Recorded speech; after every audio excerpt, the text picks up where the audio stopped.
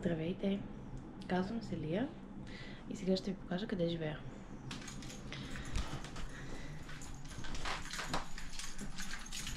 Ето тук имаме една стая.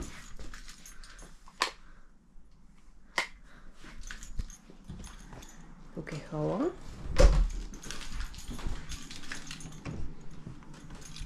Кухнята.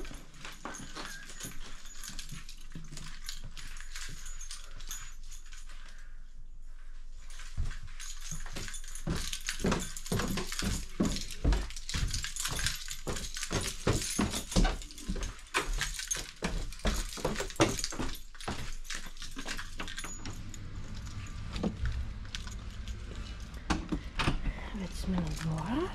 Тук Коди. Да си почива. Здрасти, Коди. Я ще ви покажа двора, всъщност, което е основното предимство на къщата.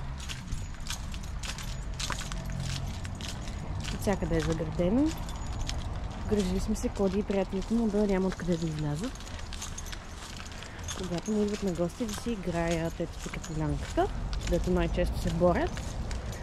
Тук обикновено слагаме един басейн. Коди не се впечатлява много от него, често казано не го ползва. Ето тук седим ние.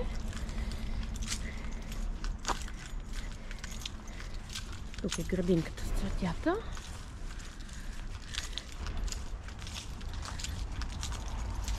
И двора стига до тук. Общо взето има доста място за игри. Това е къщата. Купичка. Една къпка. Хайде, Коди! Хайде! Хайде! Хайде, Васко! Хайде, ва!